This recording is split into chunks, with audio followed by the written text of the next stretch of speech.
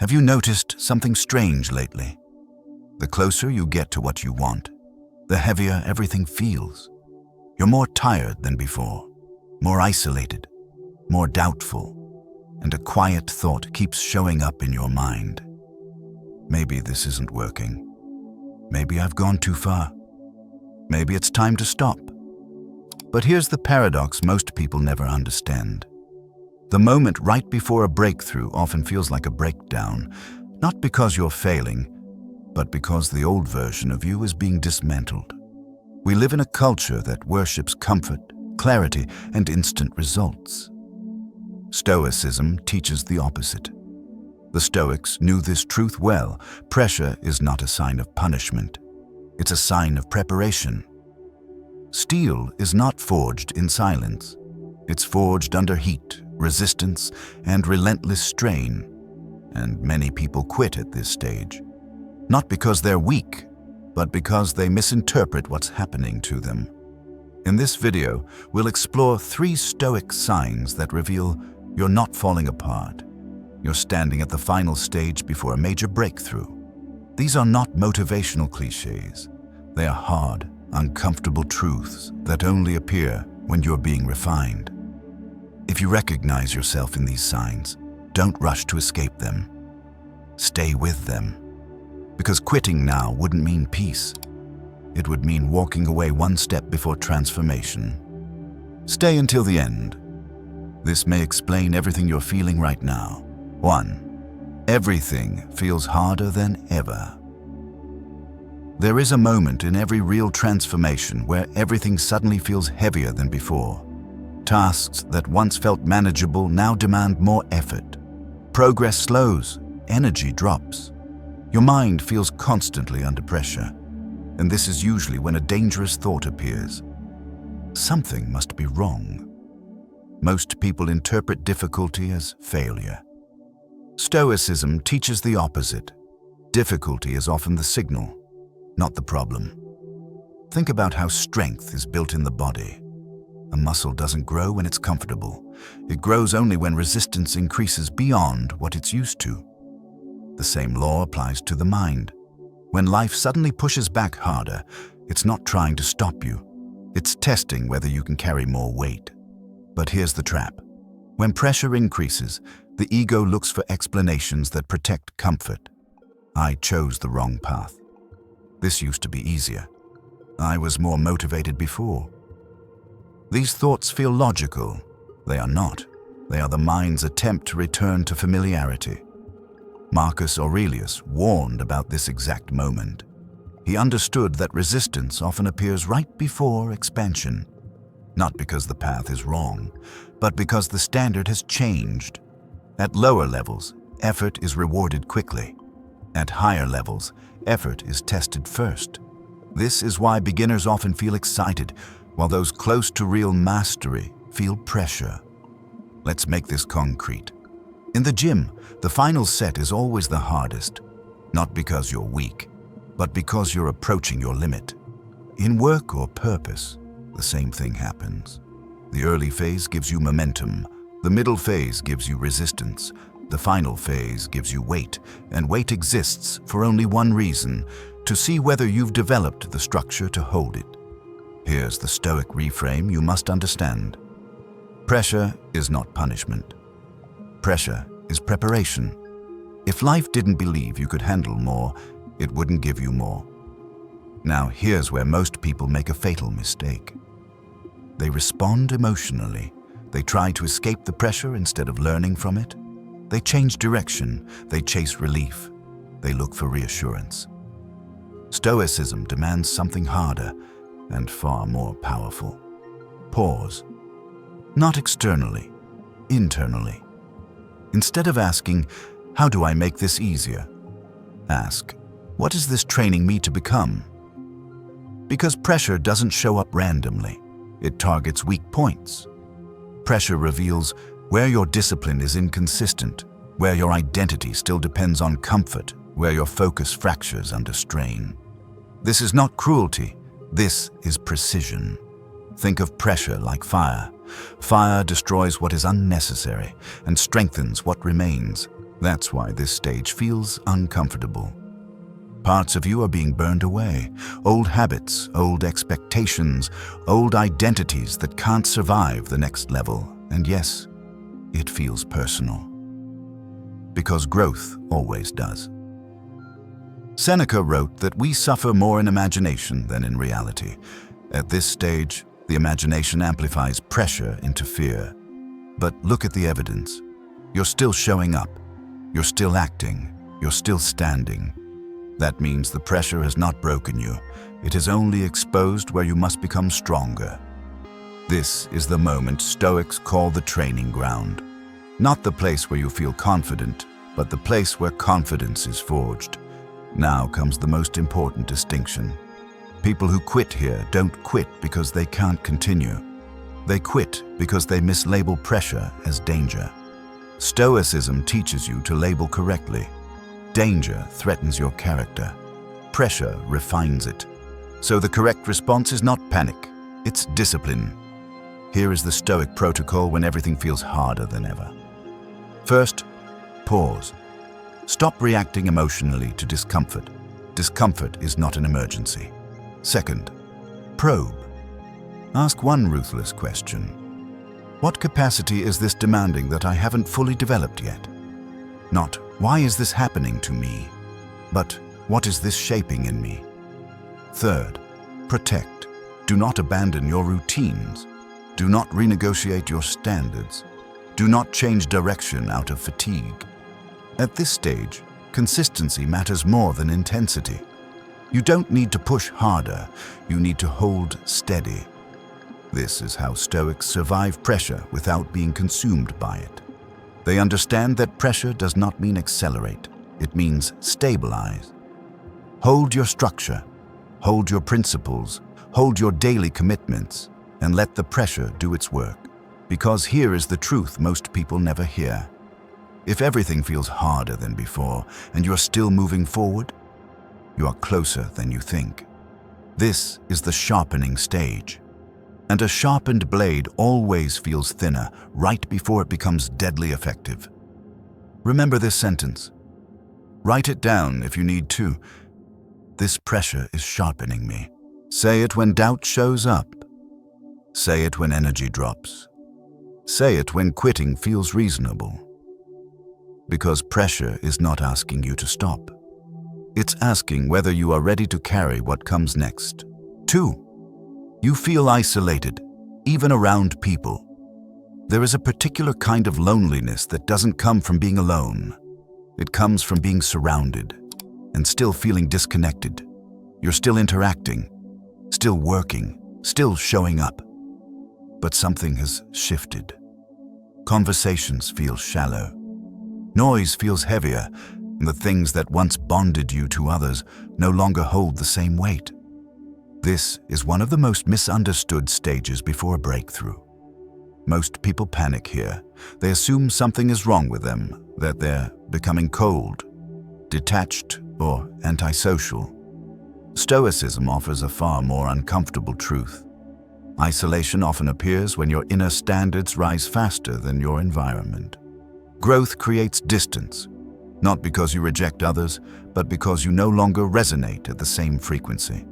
This stage hurts because humans are wired for belonging, and the instinct to belong can quietly sabotage transformation. So let's be clear. Feeling isolated at this stage does not mean you are losing connection. It means you are outgrowing certain patterns of connection. Marcus Aurelius wrote extensively about this tension. He warned that a person committed to reason and virtue must accept periods of separation, not as punishment, but as alignment. Because here is the hard truth, not everyone is meant to walk every stage of your evolution with you. Some people are aligned with who you were, not with who you are becoming. And when that gap appears, the silence feels uncomfortable. Let's make this practical. You may notice you speak less, but think more. You explain yourself less, even when misunderstood. You feel drained by conversations that once felt normal. You prefer clarity over validation. This isn't arrogance. It's refinement.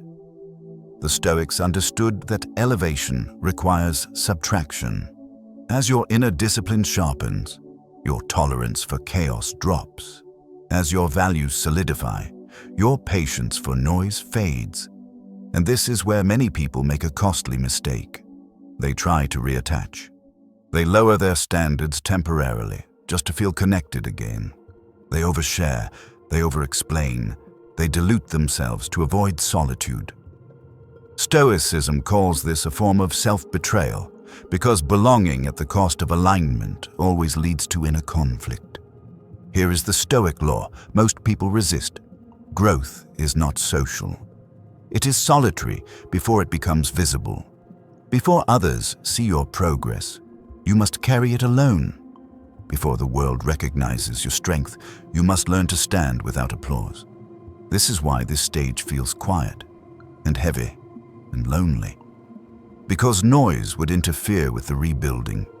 Think of isolation as a chamber, not a prison, a place where distractions fall away and the signal becomes clear. At this stage, you begin to hear your own mind without interference. That can feel unsettling if you've been using people, activity, or noise to avoid certain truths. But Stoicism demands honesty, and honesty requires silence. Here is another uncomfortable truth. Some relationships cannot survive your self-respect, not because you've become cruel, but because you've stopped negotiating your values.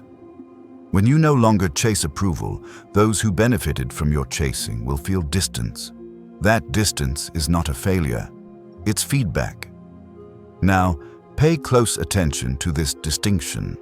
Isolation caused by fear is unhealthy. Isolation caused by clarity is essential. How do you tell the difference? Fear-based isolation feels defensive. You withdraw to hide. Clarity-based isolation feels grounded. You withdraw to protect focus. One weakens you, the other strengthens you. At this stage, Stoicism asks you not to react emotionally, not to label this experience as loss, but to recognize it as transition. You are between identities, and transitions are rarely crowded. Seneca reminded us that it is better to walk alone in the right direction than to follow a crowd in the wrong one. So what is the correct Stoic response here? Not bitterness, not superiority, and certainly not self-pity. The correct response is composure. You don't announce your distance. You don't justify it. You don't dramatize it. You simply adjust your proximity. Less access, less explanation, more alignment. You allow time to reveal who can meet you where you are and who cannot. Because the truth is this: those who belong at your next level will not require you to shrink. They will recognize the silence as maturity, not rejection. And those who cannot were never meant to come with you anyway. This is not a stage to rush through. It is a stage to respect, because this solitude is building something rare: self-trust. When you learn to sit with yourself without distraction, without validation, without constant reassurance, you stop outsourcing your worth, and that is a prerequisite for any real breakthrough. So when the isolation feels heavy, repeat this truth. Temporary solitude builds permanent strength. Not everyone needs to understand you right now.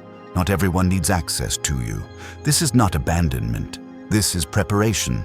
And once this phase has done its work, you won't need to chase connection anymore. The right connections will recognize what you've quietly built. 3. You're exhausted, but you haven't quit. There is a kind of exhaustion that has nothing to do with weakness. It's not the exhaustion of confusion, not the exhaustion of chaos, not the exhaustion of running in circles. It's the exhaustion that comes from staying, from showing up without applause, from acting without excitement, from continuing long after motivation has left the room. This is the final sign before a breakthrough. And almost no one recognizes it for what it is, because modern culture has trained us to believe that if we don't feel driven, we must be on the wrong path. Stoicism rejects this completely. The Stoics never built their lives on motivation. They built them on duty, discipline, and character. So let's get something clear. Feeling tired does not mean you are done. Feeling unmotivated does not mean you are failing. And feeling empty does not mean the path is wrong. What matters is this single fact: you haven't quit. Look closely at that.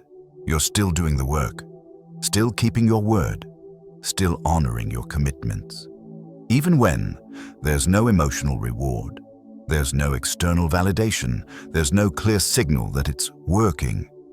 This is not burnout. This is fatigue from construction. And there is a massive difference.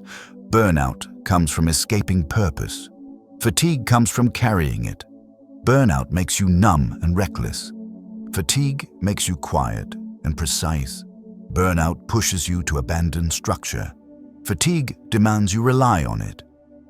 Marcus Aurelius understood this deeply.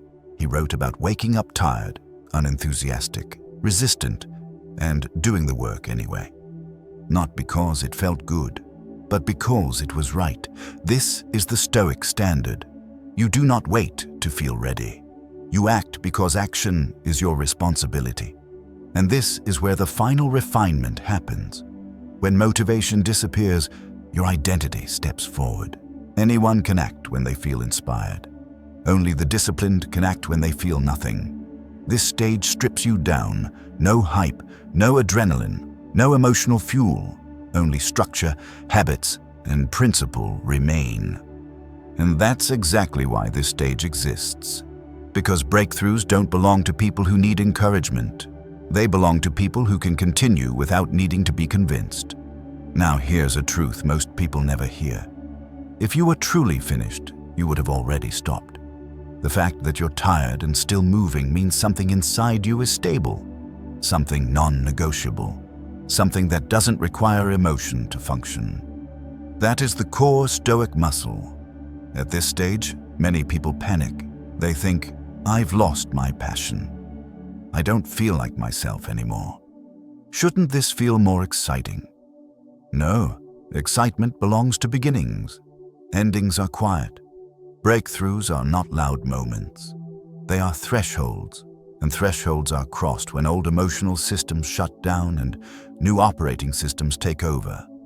This is the moment where discipline replaces desire. And that is not a downgrade.